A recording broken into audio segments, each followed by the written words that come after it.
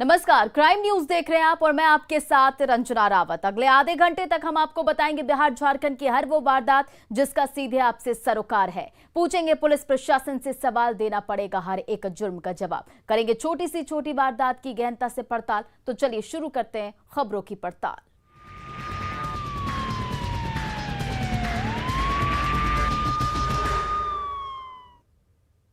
बिहार में अपराधियों का मनोबल 7वें आसमान पर है। बेखौफ अपराधी लगातार वारदातों को अंजाम दे रहे हैं। बावजूद इसके पुलिस अपराध को रोकने में नाकाम साबित हो रही है। खगड़िया में एक बार फिर अपराधियों ने पुलिस को खुली चुनौती देते हुए 2 लोगों की सरेआम गोली मारकर हत्या कर दी। हत्या के इस वारदात के बाद इलाके में हड़कंप मच गया। इस रिपोर्ट को देखिए।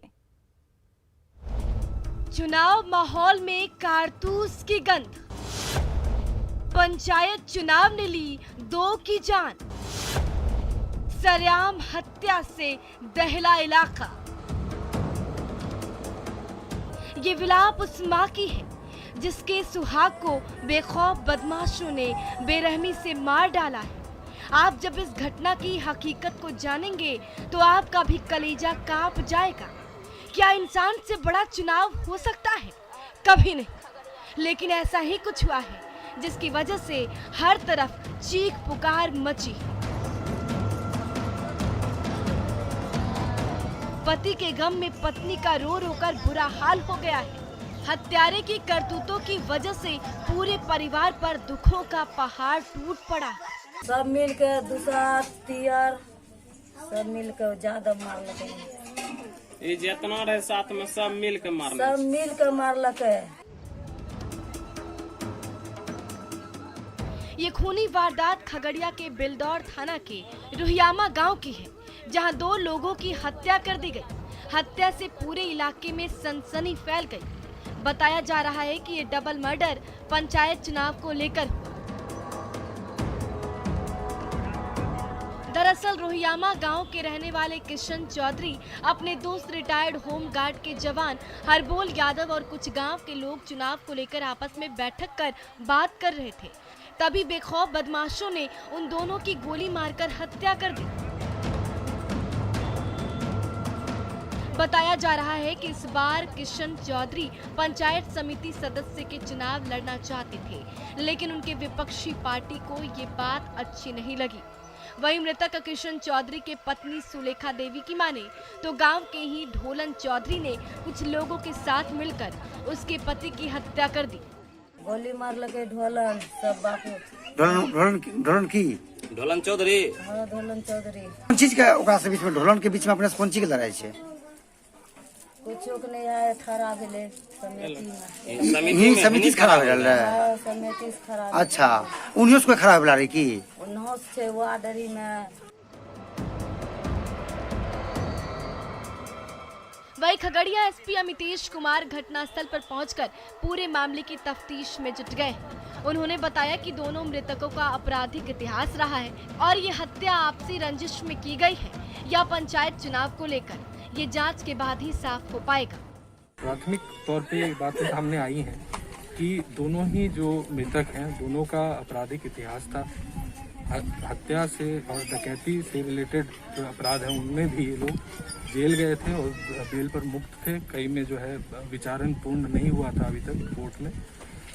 और दोनों की पुरानी रंजिश बताई जा रही है आपसी वर्चस्व को लेकर के।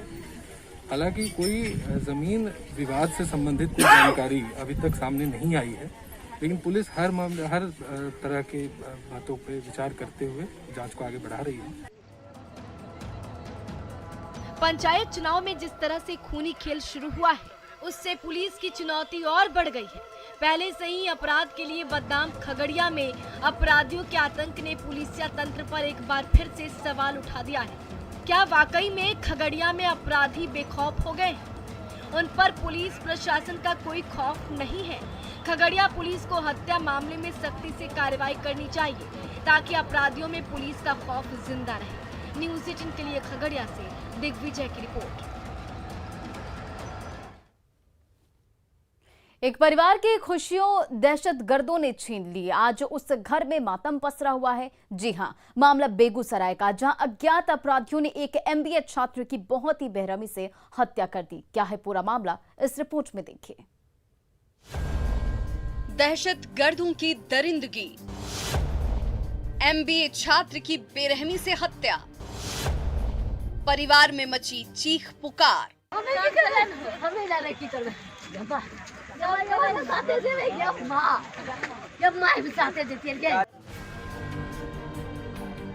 माँ अपने बेटे के लिए विलाप कर रही है।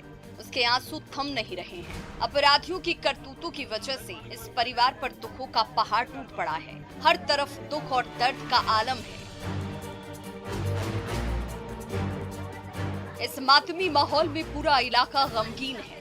हर एक आंख में आंसू नजर आ रहे हैं। यहाँ बेखौफ बदमाशों ने एक ऐसी डरावनी पटकथा लिख दी जिसने सबको हिलाकर रख दिया है।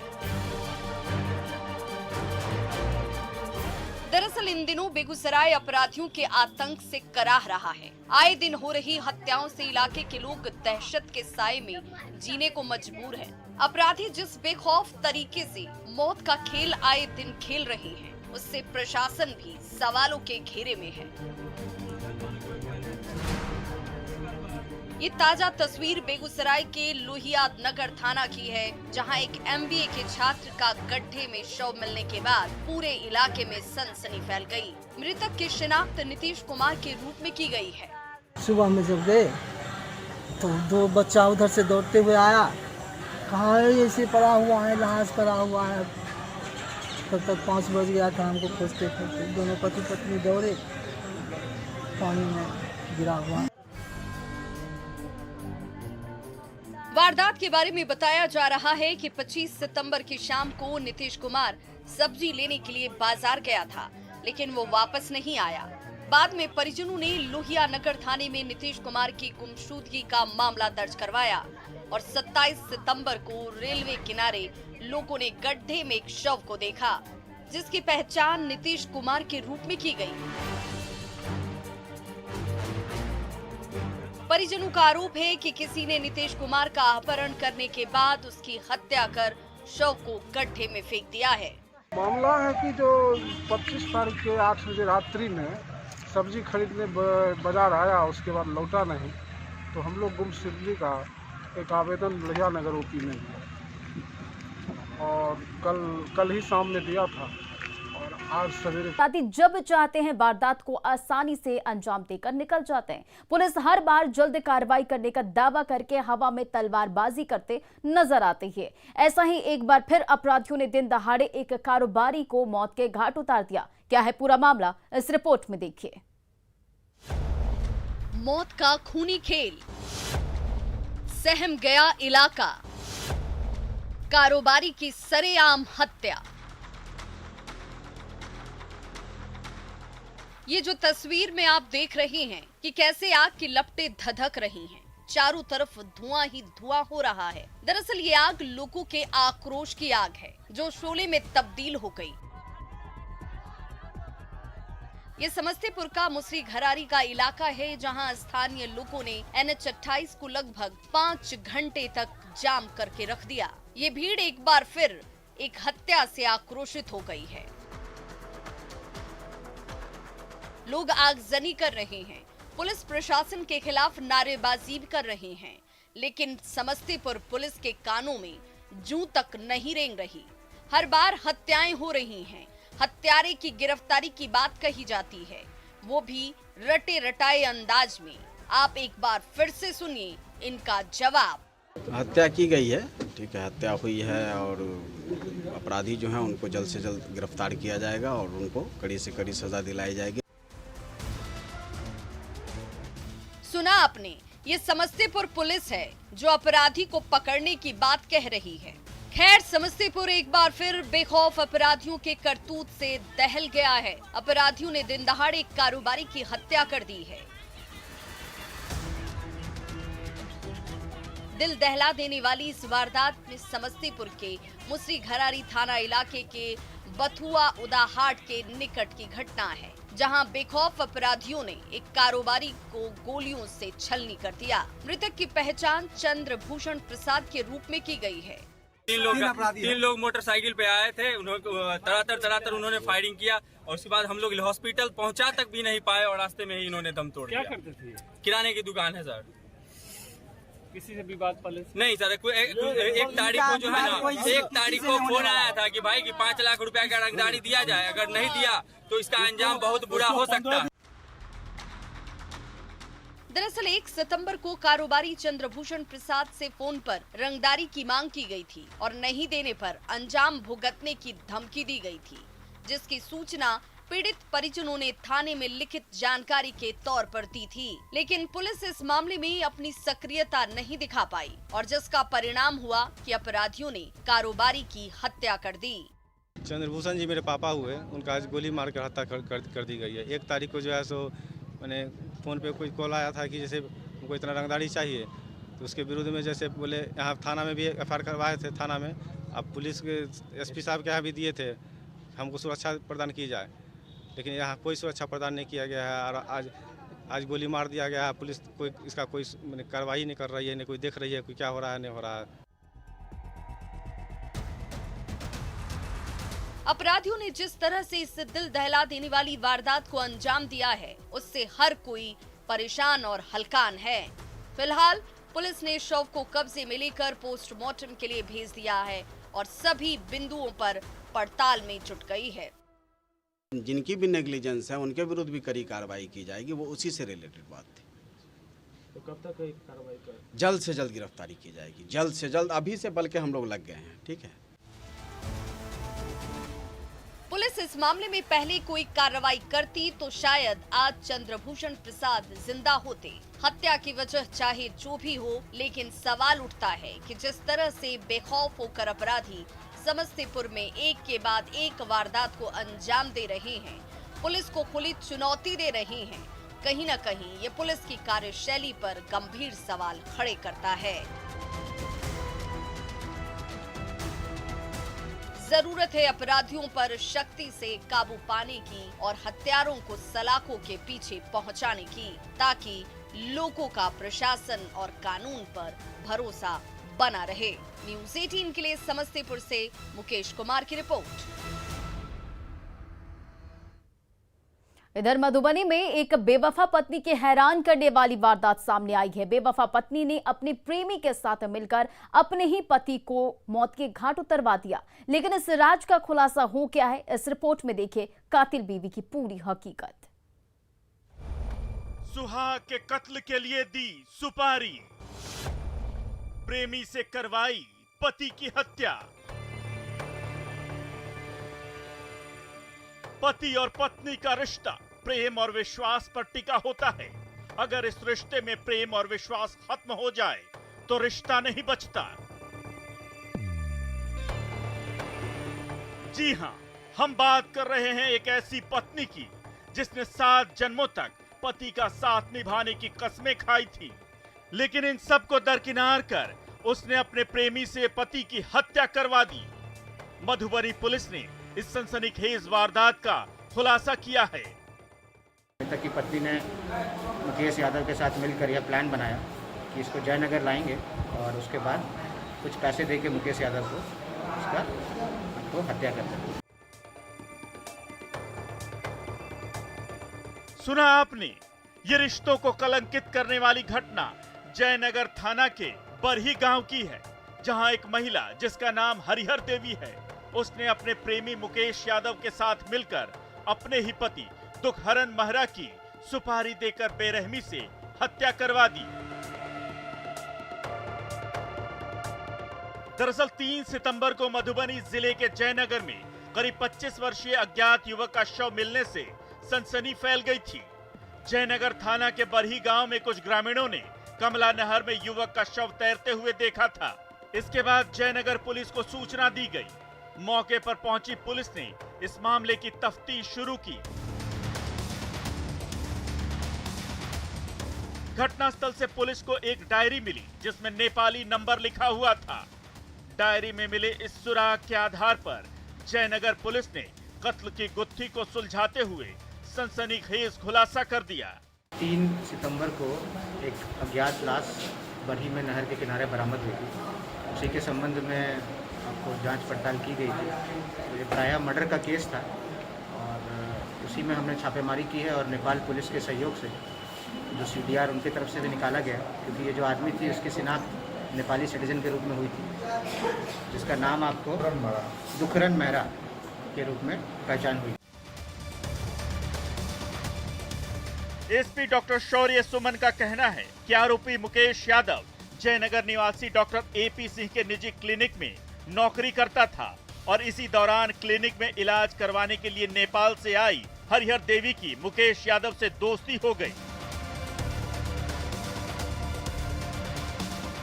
बताया जा रहा है कि इन दोनों के बीच पिछले 1.5 साल से संबंध था। पुलिस का कहना है कि दोनों के फोन कॉल डिटेल से पता चला है कि हरिहर देवी अक्सर जयनगर के सेलीबेली इलाके में मुकेश यादव के साथ रात में रुका करती थी। करीबन 1.5 साल से इस औरत के साथ इसका संबंध है और बाकी जगह पे भी आपको जैसे सेलीबेली है और वहाँ पे भी उसके साथ रात भर ये रुकता था। तो पूरा हमारा कॉल डिटेल्स निकला है, जिसमें पूरा स्थापित होता है कि अवैध संबंध के कारण ही जो मृतक है उनका दुखरन मेहरा उनको मुकेश यादव ने और मुकेश यादव के एक सहयोगी ने मिलकर ये घटना को 2 आदमी अंजाम दिया। जी हाँ। बहरहाल इस घटना की जितनी भी निंदा की जाए कम है। पति पत्नी का पवित्र रिश्ता विश्वास की डोर से बंधा होता है और इसमें किसी भी शक की गुंजाइश नहीं होती। इस रिश्ते में कोई संदेह हो तो भी उसका हल हत्या कभी नहीं हो सकता। फिलहाल पुलिस इस मामले की गहराई से पड़ताल में जुटी है, लेकिन एक बेवफा पत्नी की करतूतों ने पूरे समाज को शर्मसार करके रख दिया है। न्यूज़ 18 के लिए मधुबनी से अमित रंजन की रिपोर्ट। खबर बेतिया से है, जहां चुनाव प्रचार के दौरान मुखिया पद के 2 उम्मीदवारों के समर्थक आपस में भिड़ गए। जहां सूचना पर पहुंची पुलिस से एक पक्ष के लोगों ने हमला कर दिया, जिसमें एक ASI गंभीर रूप से घायल हो गए, जिन्हें इलाज के लिए GMCH में भर्ती कराया गया है। घटना मनुआपुल थाना क्षेत्र के तुनिया गांव की बताई जा रही है और बताया जा रहा है कि चनपटिया प्रखंड के तुनिया विष्णुपुर पंचायत के छोटा तुनिया गांव में 2 मुखिया प्रत्याशी चुनाव प्रचार कर रहे थे। इसी बीच दोनों प्रत्याशियों के समर्थक आपस में भिड़ गए। सूचना मिलते ही मनुआपुल थाना के जमादार राम बाबू चौधरी दलबल के साथ मौके पर पहुंचे और इसी बीच में से किसी ने बांस से जमादार पर हमला कर दिया, जिसमें जमादार का सिर और नाक फट गया। आनन फानन में जमादार को GMCH में भर्ती कराया गया और बेतिया SP ने कहा कि दोनों पक्षों पर केस दर्ज कर लिया गया है और मामले के दोषियों के खिलाफ सख्त कार्रवाई की जाएगी।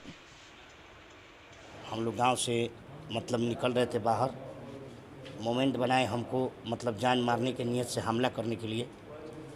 हम आगे थे, जमदार साहब हमारे पीछे थे। जब तक वो लाठी चलाया लो और ईटा पत्थर चलाया, हम छिप गए।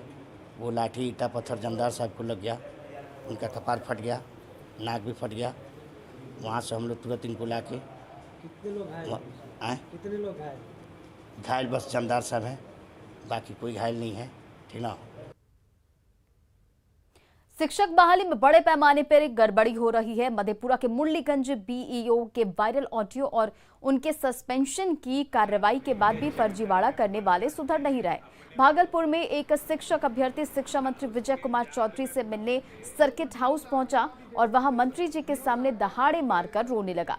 परमात्मा कुमार का आरोप है कि उसने शिक्षक बहाली में 6,33,000 रुपए दिए, लेकिन उसकी बहाली नहीं हुई। परमात्मा कुमार ने जिला स्कूल के लाइब्रेरियन अश्विनी कुमार आटिया और गोराडी के शिक्षक नित्यानंद सिंह पर ठगी का आरोप लगाते हुए मंत्री जी से शिकायत की।